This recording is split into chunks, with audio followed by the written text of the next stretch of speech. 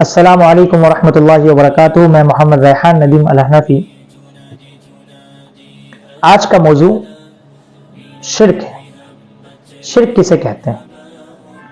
شرک اللہ تبارک و تعالیٰ کی حاکمیت میں، اللہ تعالیٰ کی صفت ربوبیت میں، الوہیت میں اور عبادات میں کسی کو بھی کسی بھی اعتبار سے شریک کرنا. سب سے پہلے آپ سمجھیں کہ شرک کہتے کسے ہیں.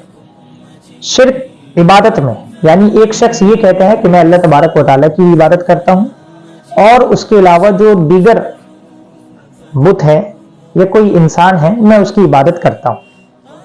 ظاہر سی بات ہے یہ شرک ہے. اچھا، ایک شرک کا معنی یہ ہے کہ ایک شخص زبان سے تو اقراری نہیں ہے، وہ زبان سے یہ کہہ رہا ہے کہ میں صرف اللہ تبارک و تعالیٰ کی عبادت کرتا ہوں، اس کے علاوہ میں کسی غیر کی عبادت نہیں کرتا. لیکن جب آپ اس کے اعمال کو دیکھیں گے، مثلا وہ کسی شخص کے سامنے جا کر جھک جاتا ہے، کسی غیر اللہ کے سامنے جا کر اپنی نظر و نیاز، اپنی منتیں پوری کروا رہا ہے اور اس کا یہ عقیدہ بن جا رہا ہے کہ یہ جو اللہ کا غیر ہے، یہ جو غیر اللہ ہے، اللہ کا غیر کا مطلب اللہ کے علاوہ جو ہے وہ میری یہ منت پوری کر دے گا، وہ مجھے اولاد دے دے گا، وہ میرے مسائل حل کر دے گا.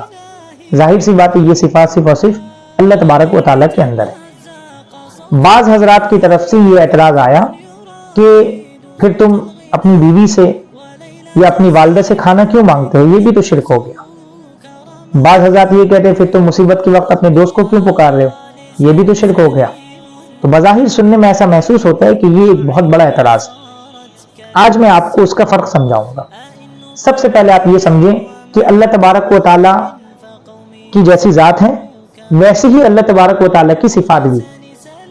اللہ تبارک و تعالیٰ کی جو صفات ہے وہ اللہ تبارک و تعالیٰ کی ذات سے کوئی الگ چیز نہیں ہے، وہ اسی کے ساتھ متصف.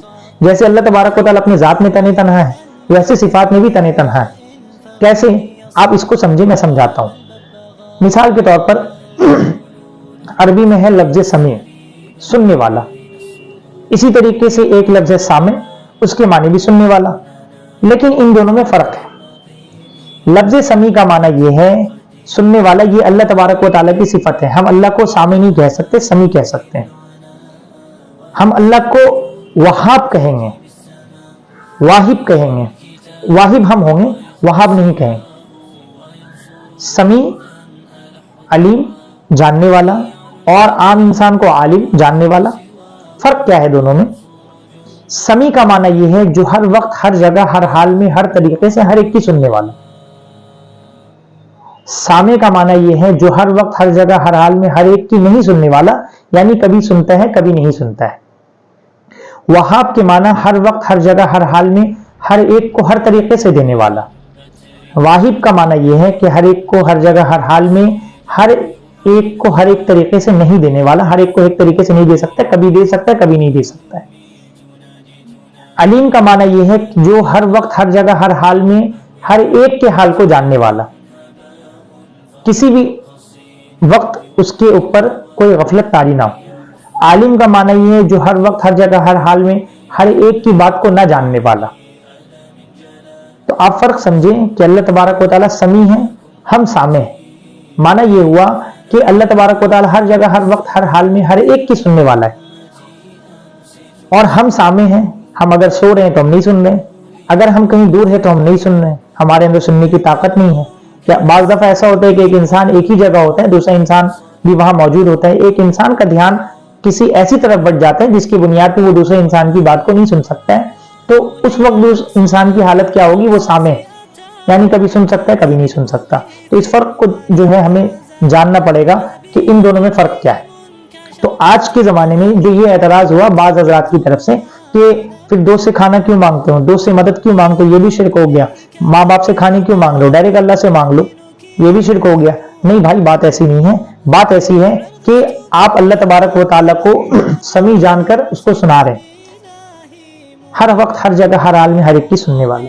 اور انسان کو جو آپ سنا رہے ہیں وہ آپ کا یہ عقیدہ نہیں ہوتا ہے کہ وہ ہر وقت، ہر جگہ، ہر حال میں میری سننے والا ہے. تو اس معنی کر کے یہ شرک نہیں ہوگا. ہاں، اگر آپ نے کسی انسان کے بارے میں یا اللہ کے علاوہ کسی بھی شے کے بارے میں آپ نے یہ عقیدہ اور یہ گمان کر لیا کہ یہ جو شخص ہے، یہ جو بندہ ہے، یہ میرا ہر وقت، ہر جگہ، ہر حال میں ہر ایک طریقے سے سننے والا ہے، ہر وقت ہر جگہ ہر حال میں ہر ایک طریقے سے مجھے روزی دینے والا ہے، ہر وقت ہر جگہ ہر حال میں میرے حالات کو جاننے والا ہے، تو یہ بالکل شرک ہے، اس میں کوئی شک نہیں ہے۔ لہذا اس بات کو جان لیں کہ شرک صرف اس کا نام نہیں ہے کہ آپ اللہ تبارک و تعالیٰ کے علاوہ کسی اور کے سامنے سر جھکا دیں، یہ شرک ہے، یہ بھی شرک ہے۔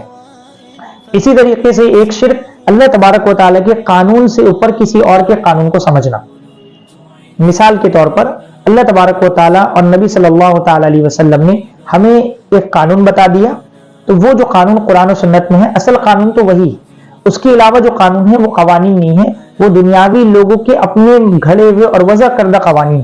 ظاہر سی بات ہے انسان پر انسان کے بنائے ہوئے قوانین کے ذریعے حکومت کرنا اور اس قانون کو لاگو کرنا اور انسان کا اس کو بطور حاکمیت اعلیٰ کے تسلیم کر لینا، یہ شرک ہوگا، کھلی ہوئی شرک ہے، کھلا ہوا شرک۔ تو اسی لیے میرے بھائی یہاں پر جو ہے اللہ تبارک و تعالیٰ اپنی حاکمیت میں، اللہ تبارک و تعالیٰ کی صفت عبادت میں، اللہ تبارک و تعالیٰ کی ربوبیت میں کسی بھی اعتبار سے کسی کو بھی شریک کرنا، یہ ظاہر سی بات ہے شرک ہے، اور یہ کھلا ہوا شرک ہے۔ اور شرک کے بارے میں اللہ تبارک و تعالیٰ قرآن مجید میں فرماتے ہیں ان الشرک لظلم عظیم، کہ شرک اللہ کی زمین پر سب سے بڑا ظلم۔ ایک جگہ اللہ تبارک و تعالیٰ فرماتے ہیں ان اللہ لا یغفر ان یشرک بہ ویغفر ما دون ذلک لمن یشاء، کہ اللہ تبارک و تعالیٰ شرک کے علاوہ جو چاہیں گے، جون سا بھی گناہ چاہیں گے اللہ تبارک و تعالیٰ معاف فرما دیں گے، لیکن شرک کو اللہ تبارک و تعالیٰ معاف نہیں فرمائیں گے۔ بس انہی چند باتوں پہ میں آج کا اپنا یہ ٹاپک ختم کرتا ہوں۔ اللہ تبارک و تعالیٰ ہمیں کہنے سننے سے زیادہ عمل کی توفیق عطا فرمائے۔ السلام علیکم ورحمۃ اللہ۔